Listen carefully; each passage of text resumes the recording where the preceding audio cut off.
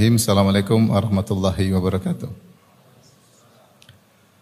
Alhamdulillahi ala ihsani wa syukru lahu ala taufiqihi wa amtinani wa asyhadu an la ilaha illallah wahdahu la syarika lahu ta'ziman li sya'nih wa asyhadu anna Muhammadan abduhu wa rasuluhu adda ila ridwanih. Allahumma salli alaihi wa ala alihi wa ashabihi wa ikhwani. Hadirin dan hadirat yang dirahmati oleh Allah Subhanahu wa taala. Allah berfirman, wa rabbuka yakhluqu ma yasha'u wa yakhtar. Sungguhnya Rabbmu telah menciptakan apa yang Dia kehendaki dan memilih apa yang Dia kehendaki. Tentu dengan hikmah Allah Subhanahu wa taala, karena Dia adalah Al-Hakim. Al-Hakim adalah zat yang tidak menetapkan sesuatu kecuali dengan hikmah. Yang terkadang hikmah tersebut bisa kita ketahui, yang terkadang hikmah tersebut hanya Allah yang tahu. Di antara hikmah Allah Subhanahu wa taala, Allah menjadikan sebagian hari-hari, sebagian waktu sebagai musim kebaikan, yang di mana Allah memberikan pahala ganjaran yang banyak, ya.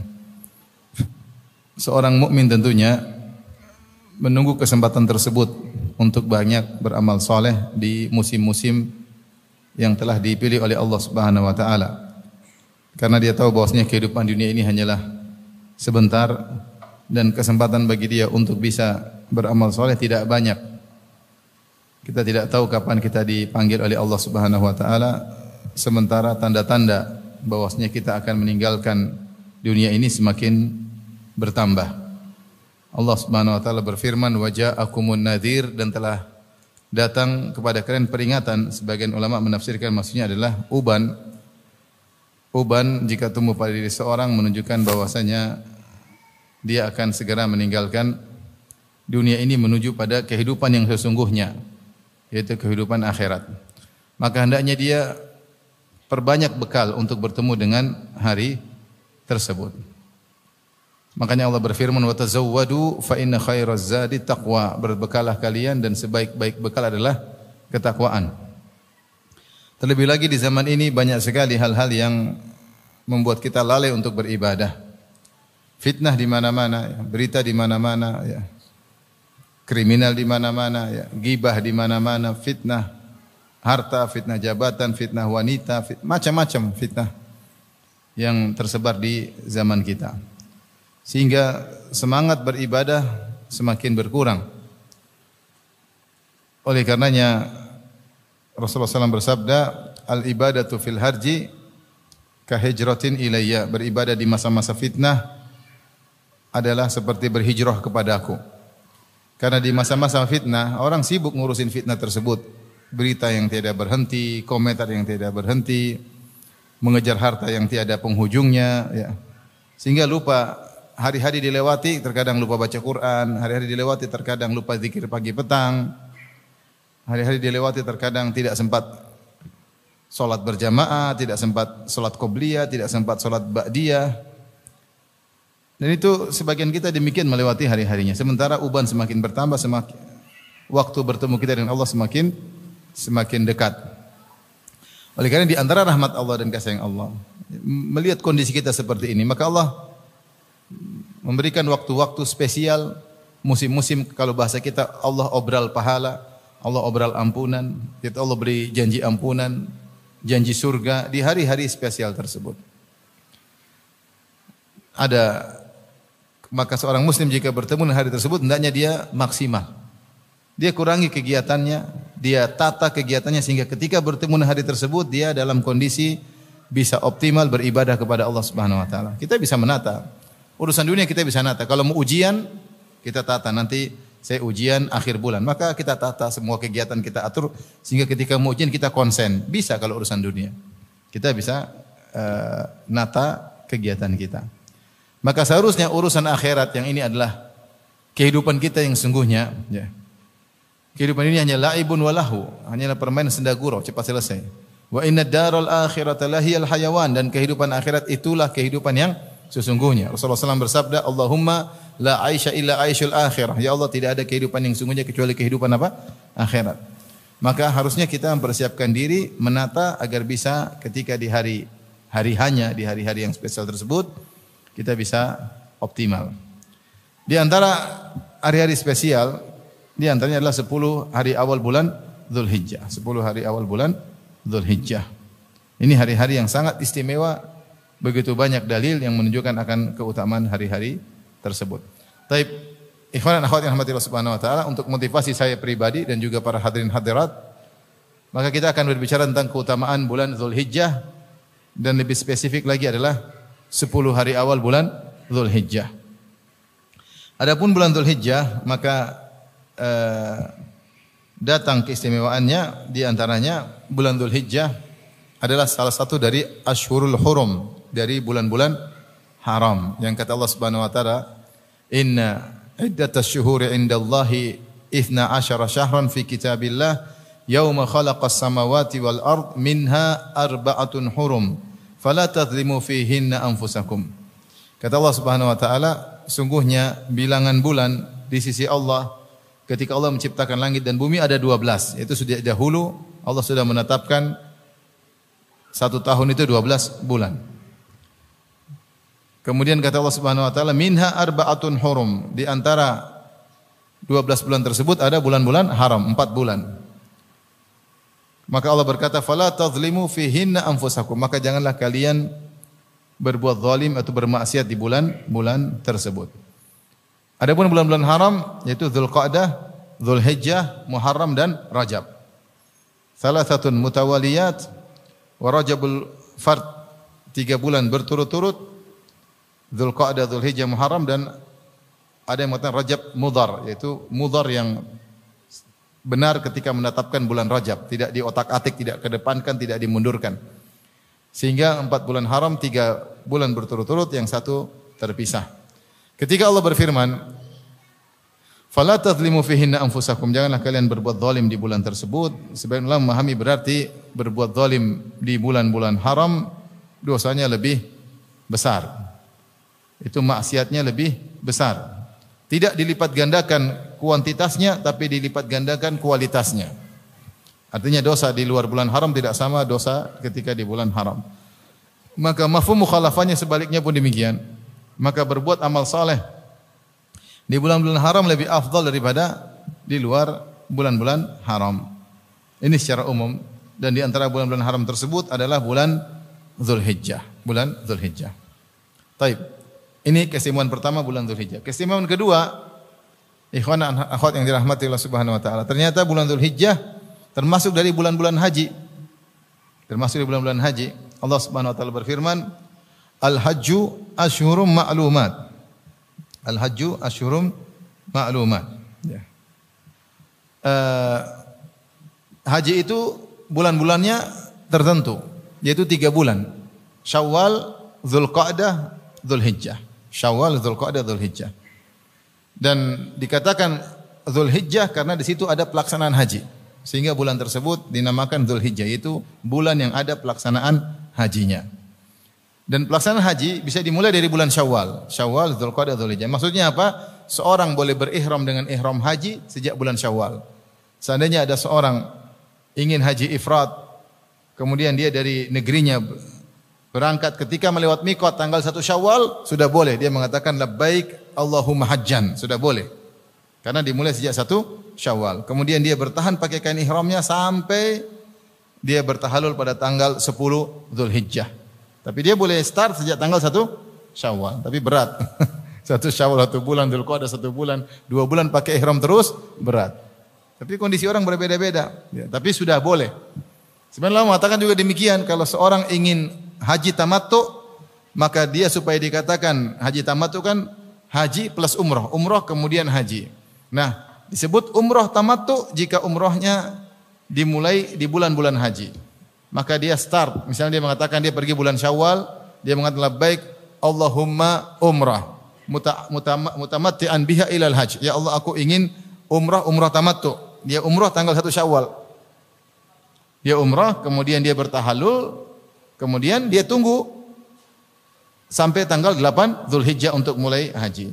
Seandainya dia umrahnya tanggal 28 Ramadan, tidak dianggap sebagai umrah tamattu, umrah biasa.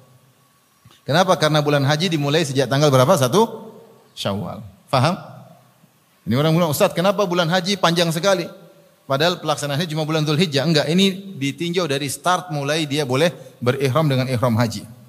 Mulai dari 1 Syawal. Baik. Kapan akhir bulan haji? Maka ada khilaf di kalangan para ulama. Ya, bisa kelar. Kuenya.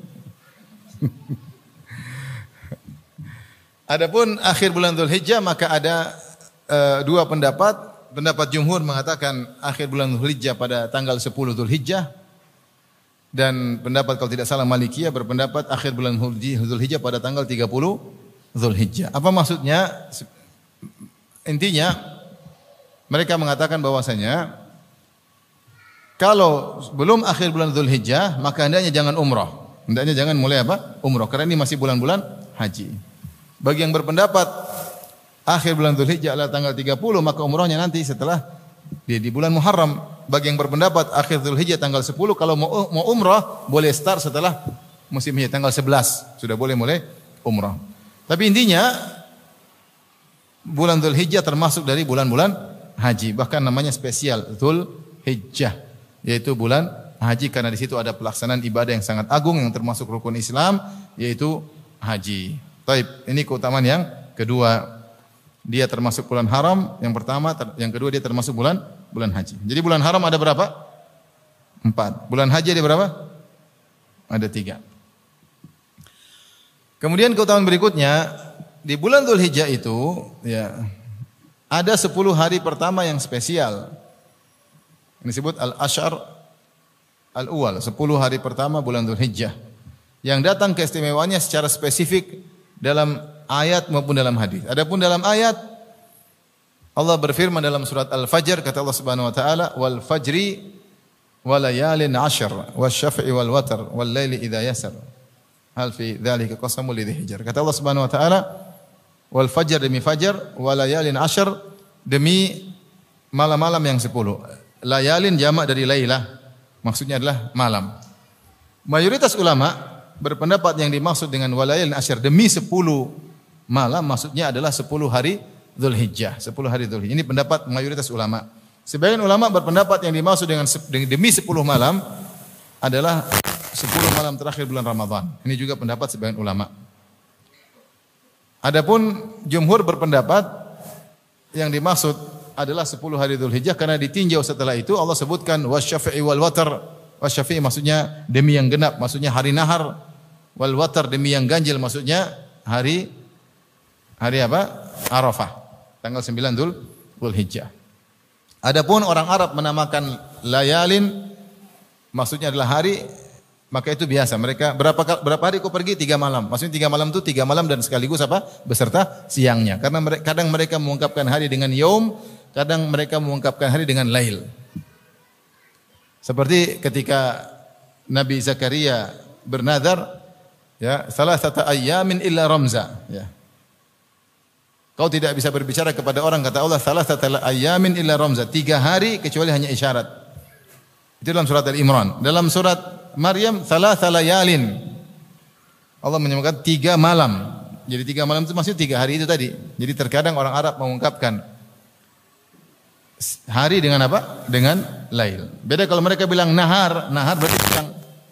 Mereka bilang nahar berarti siang. Tapi kalau hari terkadang diucapkan dengan yaum terkadang diungkapkan dengan lail. Diungkapkan dengan lail, ya. Taib. Sehingga pendapat mayoritas sumpah Allah wa layalin asyar demi 10 hari terakhir bulan Dzulhijjah, 10 malam maksudnya 10 hari awal bulan Dzulhijjah termasuk siang dan malamnya. Dan tidaklah Allah bersumpah dengan waktu, dengan hari kecuali karena agungnya hal tersebut sehingga Allah bersumpah dengannya. Allah bersumpah dengannya. Bahkan sebagian ulama mengatakan tidaklah Allah bersumpah dengan suatu masa kecuali karena ada ibadah di masa tersebut yang Allah kehendaki. Contoh wal fajr, kata mereka wal fajr karena di situ ada salat subuh. Walayalin asyar demi 10 hari pertama Dzulhijjah karena ibadah di situ sangat agung. Wasyafi'i wal watr demi genap, maksudnya tanggal 10 Dzulhijjah, maksudnya hari nahar. Wal watr maksudnya ganjil, maksudnya adalah tanggal 9 Dzulhijjah yaitu hari Arafah. Ini semua isinya ibadah. Wadduha demi duha. Kenapa? Di situ ada waktu salat duha. Ya. Allah berfirman juga misalnya wal asr, ada yang mengartikan karena salat asar. Salat asar salat yang penting. Kata Allah, hafizu ala salawati wa salatil wusta. Jagalah salat 5 waktu, terutama salat asar. Jadi tidaklah Allah bersumpah dengan satu waktu kecuali ada ibadah yang mulia di waktu tersebut, ya.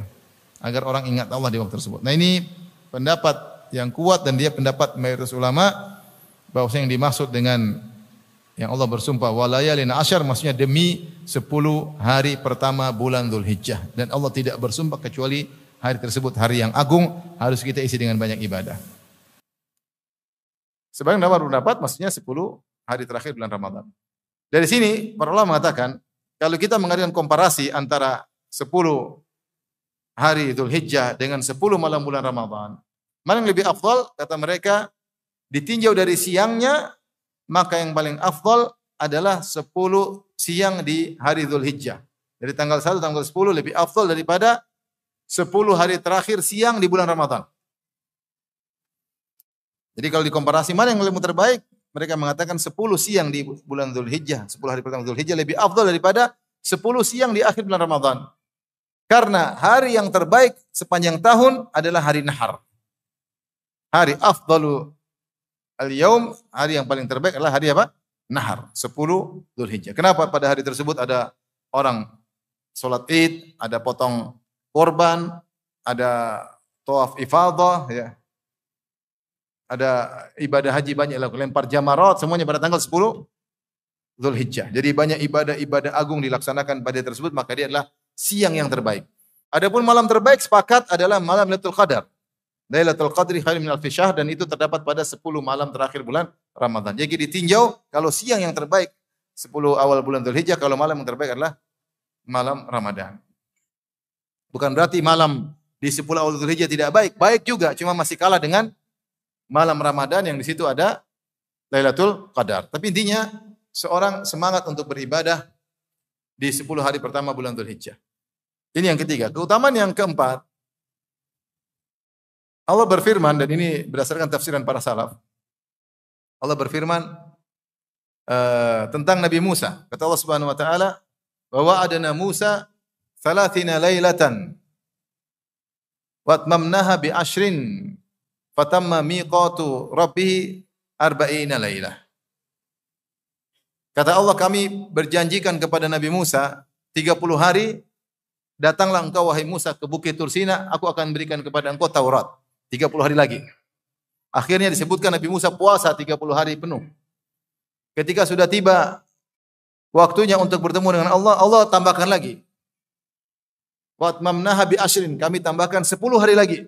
Maka Musa berpuasa lagi 10 hari. Kemudian setelah 40 hari baru ketemu dengan Allah, maka Allah berbicara dengan Nabi Musa sebagaimana Allah sebutkan. Akhirnya Nabi Musa pun datang, akhirnya Nabi Musa mengatakan, "Arini anzur ilaik, aku ingin melihat engkau ya Allah." Tapi itu setelah 40 hari lewat. Nah, 30 hari yang pertama Allah janjikan nanti kamu datang setelah 30 hari. Kata para ulama, yang Nabi Musa puasa sebulan penuh adalah bulan Dzulqa'dah.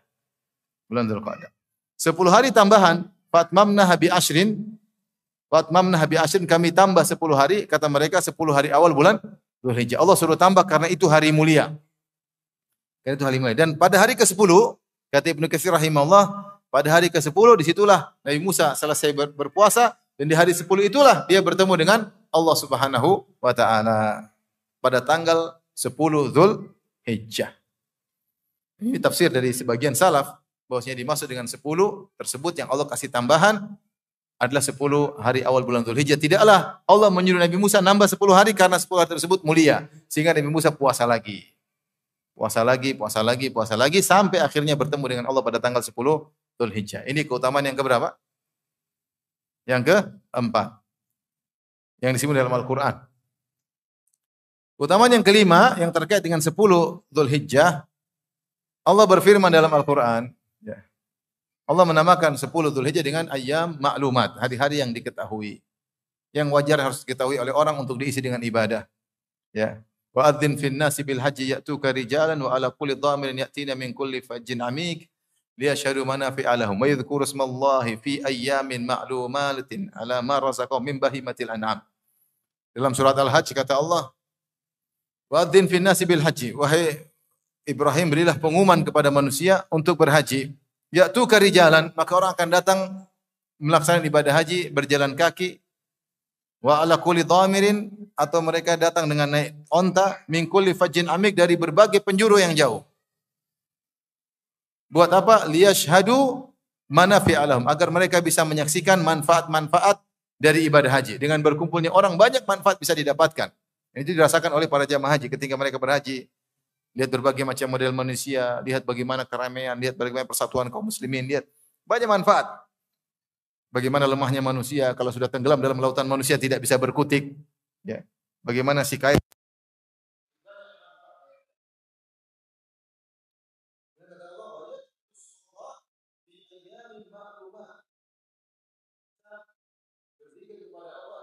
yang telah diketahui, kata para ulama, ayyamul ma'lumat maksudnya adalah 10 awal bulan Dzulhijjah. 10 hari pertama bulan. Di sini kita tahu bahwasanya bulan Dzulhijjah mulia dari 5 ayat tadi sudah kita sebutkan, dari 5 sisi. Pertama tadi apa? Termasuk bulan haram. Yang kedua bulan haji. Yang ketiga Allah bersumpah dengan 10 hari pertama bulan Dzulhijjah. Walayalin asyar. Yang keempat 10 hari tambahan untuk Nabi Musa sebelum bertemu dengan Allah Subhanahu wa taala. Yang kelima Allah namakan dengan ayam ma'lumat. Kalau ayam ma'lumat maksudnya 10 hari bulan Dzulhijjah, kalau ayaman ma'dudat maksudnya 3 hari tasyrik. 3 hari tasyrik. Ini dalil-dalil yang datang menunjukkan akan keutamaan bulan Dzulhijjah, dan dia adalah bulan yang istimewa, terutama 10 hari pertama di bulan Dzulhijjah. Taib. Adapun dalil dari Al-Quran, dari hadis Nabi sallallahu alaihi wasallam, Rasulullah menyebutkan, "Ma min ayyamin al-amalu salihu fihinna khairun wa ahabbu ila Allah min hadhihi al-ashar." Kata Nabi sallallahu alaihi wasallam, tidak ada hari-hari yang di mana Allah lebih cinta dengan amal soleh dilakukan pada hari-hari tersebut, dan amal soleh tersebut lebih baik dilakukan di hari-hari tersebut. Artinya hari lain tidak bisa mengimbangi hari-hari amal soleh yang dikerjakan pada 10 hari ini, yaitu 10 hari awal Dzulhijjah. Maka sahabat berkata, walal jihad fisabilillah, yaitu ya Rasulullah, Anda berkata amal soleh yang dikerjakan pada 10 hari pertama bulan Dzulhijjah sangat dicintai dan terbaik di sisi Allah secara mutlak. Taib. Bagaimana dibandingkan dengan jihad yang dikerjakan di luar bulan Dzulhijjah? Kalau ada orang jihad di bulan Dzulqa'dah, dibandingkan dengan amal soleh di 10 Dzulhijjah, mana lebih baik? Kata sahabat, walal jihad fisabilillah. Apakah lebih baik daripada jihad? Kata Nabi, walal jihadu fisabilillah. Lebih afdal daripada jihad fisabilillah. Illa rajulan kana yakhruju bimalihi wa nafsihi thumma lam yarji' bidzalika min syai'. Kecuali seorang yang keluar berjihad dengan membawa nyawanya dan hartanya. Itu dia bawa ontanya, dia bawa pedangnya. Kemudian dia tidak pulang membawa apapun dari nyawanya, dia dibunuh dan hartanya dirampas oleh musuh. Kalau seorang berjihad di bulan selain bulan Dzulhijjah, misalnya di bulan jihad di bulan Dzulqa'dah, kemudian dia terbunuh dan hartanya diambil, sama dengan orang yang beribadah di 10 hari pertama bulan Dzulhijjah. Orang bilang, Ustaz, kok begitu mudahnya? Jihad kan susah. Ya sudah, Allah kasih bonus, kau enggak mau, ya sudah, terima aja. Nabi bilang begitu, kita benarkan Nabi sallallahu alaihi wasallam. Terkadang Nabi sampaikan pahala-pahala besar, ya udah, selama itu hadis sahih, selama itu ada ayatnya, ada dalilnya, terima saja. Masa Ustaz ibadah di malam Lailatul Qadar seperti 83 tahun bahkan lebih baik? Ya sudah, kau enggak mau. Ya mau Ustaz, ya sudah, jalanin aja, yang penting kau percaya, beriman, kerjakan. Enggak usah terlalu banyak tanya. Allah bagi-bagi obral hadiah, kamu malah tidak mau terima, masih nanya, masa sih? Ini Nabi hadis sahih, dalam Sahih Bukhari dan yang lainnya. Oleh karenanya, seorang ketika mendengar hadis ini, hendaknya dia termotivasi untuk banyak beramal soleh di 10 hari pertama bulan Dzulhijjah. Kenapa? Karena pahalanya luar biasa. Hanya bisa menyamai pahalanya kalau orang berjihad, terbunuh dan hartanya dirampas, pedangnya dirampas, kudanya dirampas, baju besinya diambil, baru sama dengan orang beribadah di 10 hari awal bulan Dzulhijjah. Tapi para membahas, apa yang dimaksud? Apakah setiap ibadah seperti itu? Artinya orang baca Quran di bulan Dzulhijjah lebih afdal daripada jihad? Allah mengatakan bukan begitu maksudnya. Maksudnya dia total ibadah 10 hari. Ada yang mengatakan demikian. Dia total ibadah 10 hari, ini lebih afdal daripada jihad yang seperti itu. Jihad bukan perkara yang mudah. Jihad itu berat. Berat pertama dari sisi keikhlasan tidak mudah, yang kedua dari keberanian juga tidak mudah. Berat ya. Betapa banyak orang berjihad ternyata niatnya tidak beres. Rubba qatilin baina saffain Allahu a'lamu bi niyatihi. Betapa banyak orang terbunuh di antara dua saf, saf kaum muslimin dan saf barisan kaum muslimin dan barisan kaum kafir, Allah tidak tahu bagaimana, Allah lebih tahu tentang niatnya. Ya. Maka sampai Nabi mengatakan inna fil jannati mi'ata darajatin a'addaha Allahu lil mujahidin. Di surga ada 100 tingkatan Allah siapkan bagi para mujahidin. Ternyata mujahidin kalau diklasifikasi sampai 100 tingkatan. Ini yang tulus, yang ikhlas, itu pun bertingkat-tingkat. Di antara mujahid yang terbaik, yang dia keluar dengan raganya, ikhlas dengan hartanya, kemudian bablas, ludes semuanya. Nyawanya hilang, hartanya diambil. Itu sama dengan ibadah orang 10 hari beribadah di 10 hari pertama bulan Dzulhijjah. Ini pendapat sebagian ulama. Artinya kalau kau beribadah di 10 hari pertama bulan Dzulhijjah sama seperti tadi. Ya, sama seperti itu.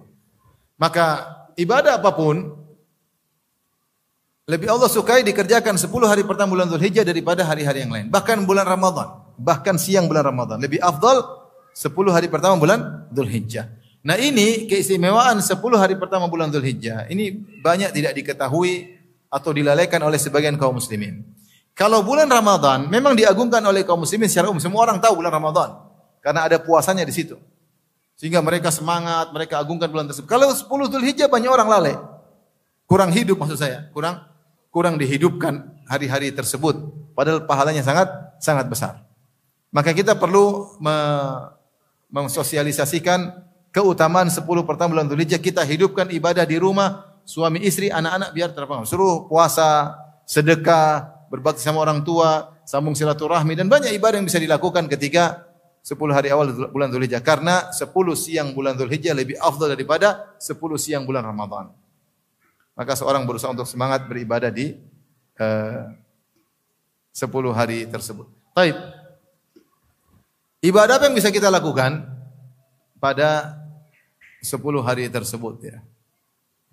Ada ibadah-ibadah khusus, ada ibadah-ibadah umum. Kita mulai dengan ibadah umum. Ibadah umum salat malam. Sebagaimana salat malam di hari-hari lain dianjurkan, terutama 10 hari awal bulan Dzulhijjah. Pahalanya lebih afdal. Karena sangat Allah cintai. Ma min ayyamin al-amalu salihu fihinna khairun wa ahabbu ila Allah. Tidak ada amal yang lebih dicintai dan lebih baik seperti kalau dikerjakan di 10 hari pertama bulan Dzulhijjah. Ibadah banyak, salat malam, jangan lupa. Kalau hari-hari lain kita salat malam, 10 Dzulhijjah kita lebih semangat, tidak mengapa. Baik. Sedekah, ya sedekah. Kalau antum bersemangat sedekah di hari-hari lain, sedekah di 10 hari pertama bulan Dzulhijjah harus lebih ditingkatkan. Ibadah umum.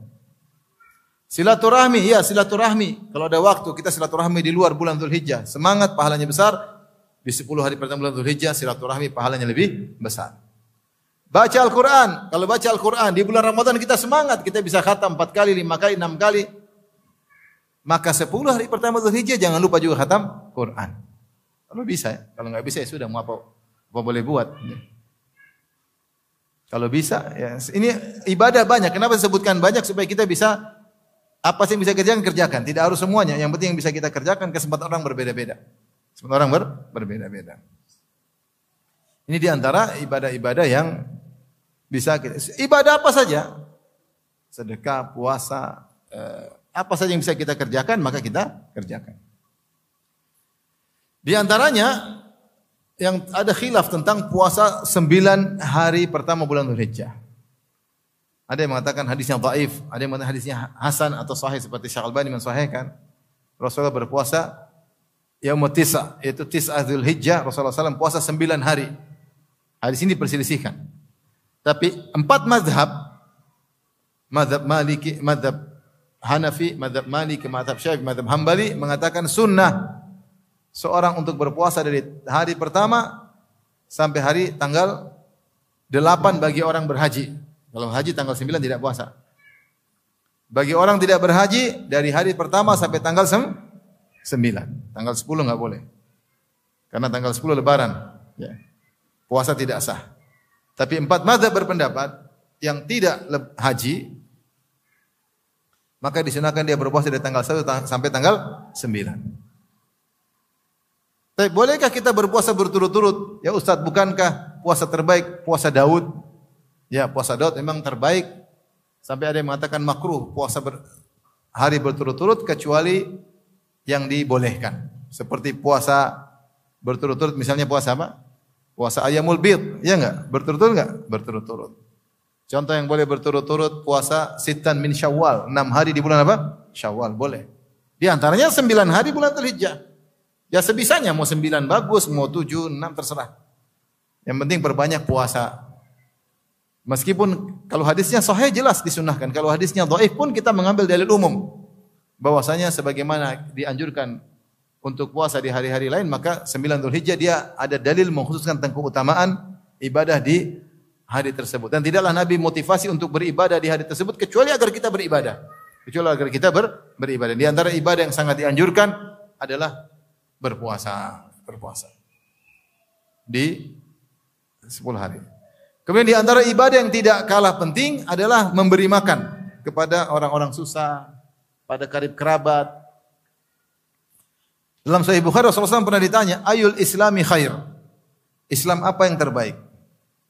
Islam apa yang terbaik? Islam yang terbaik. Kata Rasulullah SAW, tut'imut ta'am, kau beri makanan kepada orang-orang, wa tusallim ala man ta'rif wa man lam ta'rif, dan kau beri salam kepada orang yang kau kenal dan orang yang tidak kau kenal.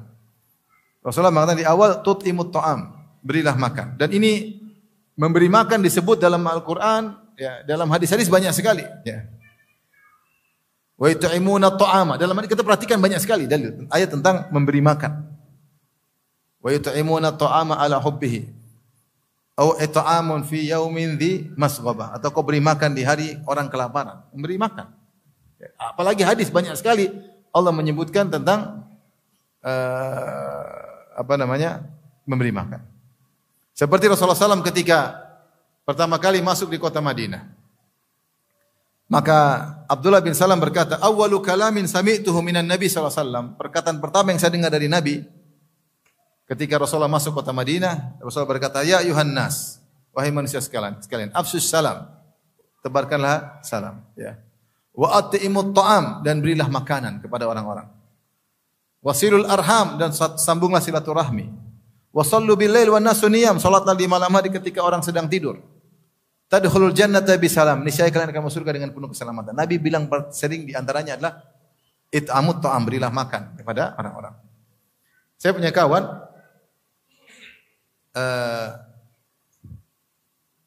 kemarin saya sempat beberapa waktu lalu, ya, saya pernah ketemu dia, kemudian kebetulan kita pergi ke ustadznya, dia bilang ngaji, dia bilang kata dia, Ustadz, ini Ustadz pertama kali yang saya kenal sunnah. Oh, Masya Allah, saya kenalan.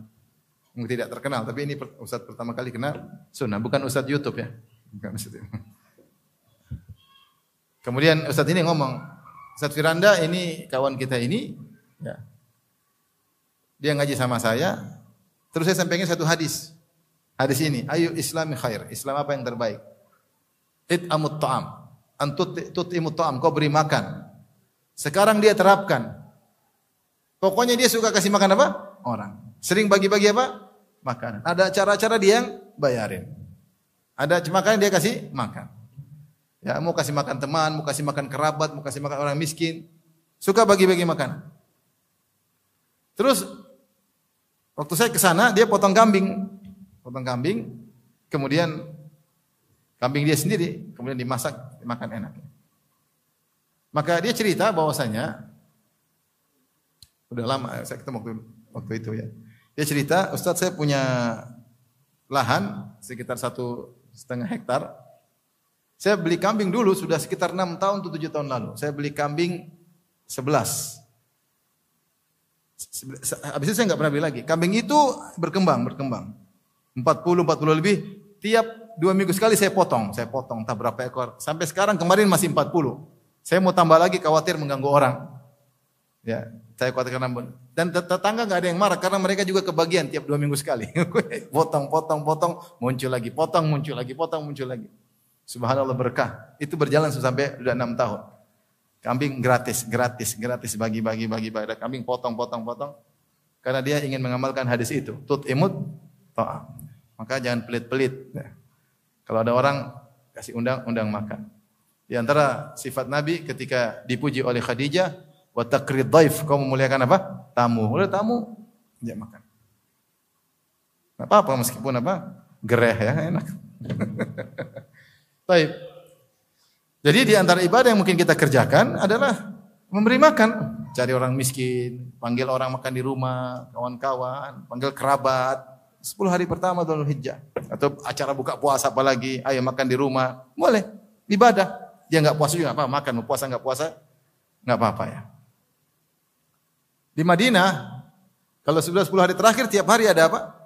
Ada buka puasa di masjid. Ada orang datang, enggak puasa, enggak apa-apa kata dia, duduk aja. Enggak puasa, enggak apa-apa, duduk. Ini enggak enak, enggak puasa ikut makan. Jadi mereka niatkan memang untuk apa? Bagi-bagi makanan. Subhanallah. Cerita kemarin, alhamdulillah 2 tahun berturut-turut 10 terakhir di Masjid Nabawi. Kita ketika di situ ada orang kawan, dia sudah kenal dia ya. Pensiunan dosen UIM, dia doktor bidang bahasa. Maka dia buka sufrah buat buka puasa. Terus saya bilang, "Syekh, sudah berapa lama di sini?" Dia bilang, "Ini warisan dari ayah saya.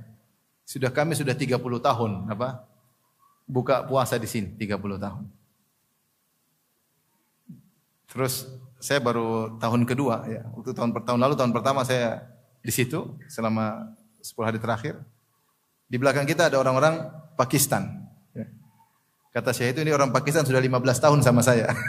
Jadi setiap Ramadan datang buka puasa di situ. Kita baru tahun pertama, tahun kemarin baru tahun kedua. Tapi subhanallah bagaimana bertahan 30 tahun buka sufrah, kasih makan buat orang berpuasa. Memberi makan kepada orang berpuasa. Makanya itu di antara ibadah yang bisa kita lakukan. Banyak ibadah tentunya, banyak sekali ya, yang bisa kita lakukan. Intinya itu ibadah-ibadah umum yang bisa kita kerjakan. Maka jadikanlah 10 hari pertama bulan Dzulhijjah jangan seperti hari-hari yang lain. Karena ibadah apapun yang kita kerjakan lebih dicintai oleh Allah daripada hari-hari yang lain. Berarti pahalanya lebih banyak. Tapi ada ibadah khusus banyak sekali bulan 10 hari pertama. Di antaranya ibadah haji, terkait jemaah haji luar biasa. Ada tawaf, ada sa'i, ada mabit di Mina, ada lempar jamarat, Masya Allah. Ibadah yang aneh ibadah haji itu. Ibadah haji itu capek, melatihkan, tapi orang kangen terus. Heran. Ya itu dari sana ya. Kalau orang mungkin ke sana, aduh capek, udah sekali aja dia. Enggak ada orang mau haji, besok mau haji lagi. Mau haji lagi. Bahkan kalau bisa haji setahun 2 kali, kita haji setahun 2. Cuma enggak bisa. Mau saya luar biasa. Makanya Allah jamin ketika Ibrahim setelah bangun Ka'bah, Ibrahim mengatakan, kata Allah, sampaikan kepada manusia.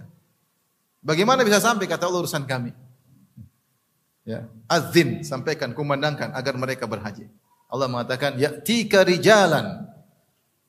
Ya'tina rijalan wa kulli dhamirin ya'tika rijalan wa kulli dhamirin ya'tina min kulli fajjin amin. Akan datang orang berjalan kaki, ada yang haji, ada yang kendaraan akan datang. Itu urusan Allah Subhanahu wa taala. Sekarang aja orang ngantri sampai puluhan tahun baru bisa hajian. Baik. Adapun haji amalannya sendiri, ini butuh namanya fikih haji. Tapi kita bicara bagi orang yang tidak haji. Orang yang tidak haji apa yang bisa lakukan? Pertama, dia berusaha untuk puasa. Puasa 9 hari yang sebisa dia. Mau 5 hari, 9 hari, 8 hari, 7 hari yang bisa dia mampu. Tidak harus tiap hari. Yang bisa dia mampu dia puasa. Karena semua puasa di hari tersebut mulia. Yang tidak boleh cuma tanggal 10. 10 karena lebaran. Kalau jamaah haji tanggal 9 juga tidak boleh puasa. Kemudian di antaranya ibadah khusus yang bisa dikerjakan khususnya puasa Arafah, jangan dia tinggalkan. Rasulullah SAW ditanya tentang puasa Arafah, dia mengatakan wasu'ila an siyami yaumi Arafah Rasulullah ditanya tentang keutamaan puasa Arafah, kata Rasulullah SAW, yukaffiru al-madiyah wal baqiyah. Sungguhnya puasa Arafah menghapuskan pahala setahun sebelumnya dan setahun sesudahnya. Masya Allah, nikmat. Dihapusin puasa 2 tahun. Ustaz, kalau saya enggak punya dosa, mustahil. Gimana enggak punya dosa? Tiap hari nonton YouTube. Kalau punya dosa, seandainya kau tidak punya dosa, maka derajatmu akan dinaikkan. Derajatmu akan dinaikkan. Dan itu berlaku pada semua ibadah yang menjanjikan ampunan. Seandainya orang tersebut tidak punya dosa, atau dosanya terlalu sedikit, sementara power pahalanya terlalu besar, maka derajatnya naik. Maka derajatnya naik. Derajatnya naik. Oleh karenanya, jangan lupa untuk puasa hari Arafah. Agungkan hari tersebut. Anak-anak ditanamkan agar puasa. Ayo besok tanggal 9, ayo semangat. Bangunkan mereka puasa, kalau nanti puasa kasih hadiah. Jadi mereka hebohkan hari tersebut, ini hari yang agung. Saya bilang 10 hari pertama bulan Dzulhijjah, hari-hari yang dilupakan. Yang dilupakan. Di antara keutamaan yang ibadah yang bisa dilakukan adalah zikir. Zikir ini ibadah umum, tapi khusus 10 hari bulan Dzulhijjah, maka Nabi memberikan statement secara khusus. Kata Nabi, fa'akthiru fihinna tahlil wa takbir wa tahmid. Perbanyaklah pada 10 hari bulan Dzulhijjah takbir wa tahlil wa tahmid. Di antaranya kita bilang apa? Allahu akbar, Allahu akbar, Allahu akbar. La ilaha illallah, Allahu akbar walillahil hamd. Di situ ada takbir, ada tahmid, ada tahlil. Datang dalam sebagian riwayat takbirnya 2 kali, datang sebagian riwayat takbirnya 3 kali. Allahu akbar, Allahu akbar, Allahu akbar, la ilaha illallah, Allahu akbar walillahil hamd. Atau 2 kali boleh. Atau kita pisahkan. Allahu akbar, Allahu akbar, Allahu akbar, Allahu akbar. Atau la ilaha illallah, la ilallah, la ilallah. Dulu sahabat, kalau salah Ibnu Umar dan Abu Hurairah pergi ke pasar, mereka bertakbir. Agar orang-orang terprovokasi untuk bertakbir. Mereka lupa. Ini di antara sunan al-mahjurah, sunnah yang ditinggalkan. Dan itu sudah mulai, di Madinah bertahun-tahun sudah mulai hilang juga. Dulu waktu saya masih awal-awal ke Madinah, orang biasa di jalan-jalan. Sekarang sudah mulai kurang juga. Bahkan di Madinah sudah mulai apa? Mulai redup, mulai kurang. Dulu masih kita lihat orang-orang jalan-jalan bertakbir, sekarang mulai kurang. Atau karena mungkin kebanyakan orang luar ya. Dulu orang luar jarang ke masjid, yang banyak orang Madinah sendiri. Sehingga kita lihat sunnah itu hidup. Sekarang mulai agak berkurang. Nah ya, siapa yang kalau bisa menghidupkan sunnah ini baik ya. Ya paling tidak seharian pun, tapi yang penting dia ada waktu, dia lagi jalan tanggal 10, Allahu akbar, la ilaha illallah. Lebaran belum? Ini bukan lebaran ini. Tidak harus pas lebaran. Jadi kita bertakbir sejak tanggal 1 Dzulhijjah sudah bertakbir. Kata para ulama sejak muncul hilal Dzulhijjah, yaitu terbenam matahari akhir bulan Dzulqa'dah. Kita sudah takbir, Allahu akbar, Allahu akbar. La ilaha illallah, Allahu akbar walillahil. Kata Rasulullah mengatakan fa'akthiru fihinna. Rasulullah sebutkan di awal hadis, tidak ada amal soleh yang paling dicintai oleh Allah seperti amal soleh yang dikerjakan di 10 hari pertama bulan Dzulhijjah. Karenanya, kata nih perhatikan, fa'akthiru, karenanya perbanyaklah takbir wa tahlil wa tahmid. Berarti ini ibadah yang dipilih oleh Nabi agar diperbanyak. Ini ibadah yang mudah. Kita dalam kesibukan lagi naik kendaraan, kita Allahu akbar, la ilaha illallah, Allahu akbar walillahil hamd.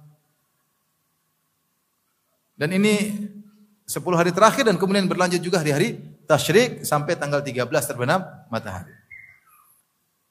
Adapun bagi ini namanya takbir mutlak, kapan saja. Adapun takbir muqayyad itu takbir yang dikerjakan setelah solat fardu masing-masing.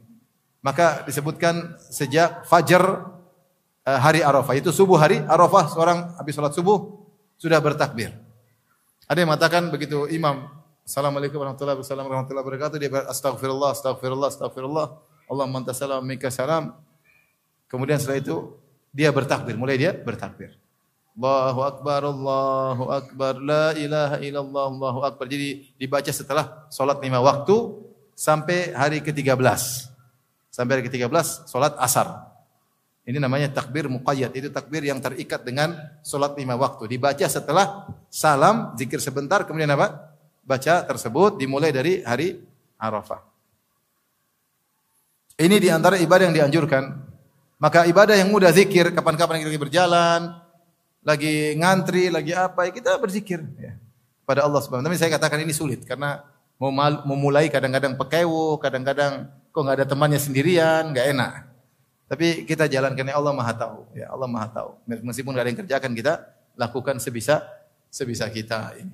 Ini di antara ibadah khusus yang bisa dikerjakan. Baik, mengenai tanggal 9 Zulhijjah, hari Arafah, apakah boleh diagungkan hari tersebut? Maka ada khilaf di kalangan para salaf. Karena Rasulullah SAW bersabda dalam hadis, ya,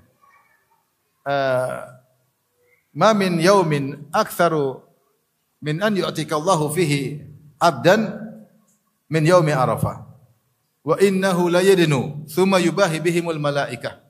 Tidak ada hari di mana Allah paling banyak memerdekakan orang dari neraka jahanam. Itu ditetapkan sebagai penghuni surga seperti hari Arafah. Dan sungguhnya Allah mendekat kepada para jemaah haji. Kemudian dia membanggakan jemaah haji di hadapan para malaikat.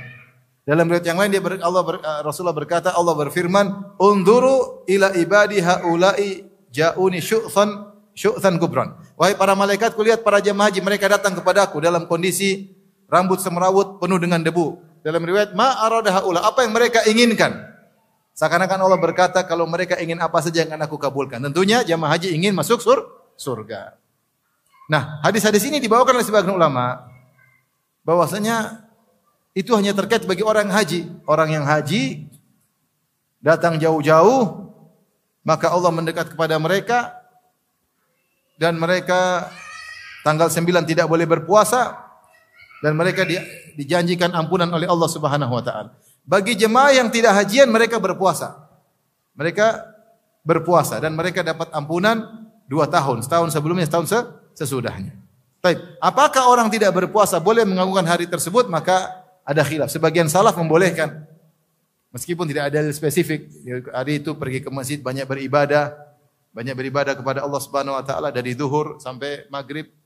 Ada yang berpendapat demikian. Ketika Imam Ahmad ditanya, dia tidak melarang. Dia tidak melarang. Sehingga mereka memahami bahwasanya keutamaan hari tersebut, tanggal 9 keutamaan tersebut, janji Allah memerdekakan orang dari neraka bukan terkait hari jemaah haji saja, tapi berkait kepada semua orang beriman. Ini khilaf di kalangan para ulama. Tapi kalau ada yang melakukan, kita tidak melarang. Meskipun kita tidak melakukannya, karena semoga kita berhaji terus. Tapi intinya kalau yang tidak haji, ada yang melakukan, kita tidak larang. Ini di antara ibadah-ibadah yang bisa dilakukan di 10 hari pertama bulan Dzulhijjah. Intinya ikhwan dan akhwat yang rahmati Allah Subhanahu wa taala, semangat beribadah. Ibadah pun ibadah yang qasirah antara kita dengan Allah dan juga ibadah muta'addiyah, sosial. Bantu ini, bantu sana, nyenangkan orang, kasih makanan, bantu sedekah. Lakukan 10 hari pertama karena pahalanya sangat besar dan kerjasama antara suami istri ya. Jangan 10 hari Dzulhijjah kemudian main motor, jangan ya. Saatnya ibadah. Jangan jalan sana, jalan sini, keliling sana, enggak. Ibadah udahlah. Puasa, salat, baca Quran. Kalau punya target bagus, saya pingin target paling tidak 10 juz. Saya pingin target selama 10, enggak bisa khatam apa, satu hari 1 juz sampai 10 hari 10 juz. Alhamdulillah 10 juz dibaca di 10 hari pertama bulan Dzulhijjah. Saya katakan ini adalah hari-hari mulia yang terlupakan. Dia lebih masyhur bulan Ramadan daripada 10 hari awal bulan Dzulhijjah, padahal siangnya lebih afdal daripada bulan Ramadan.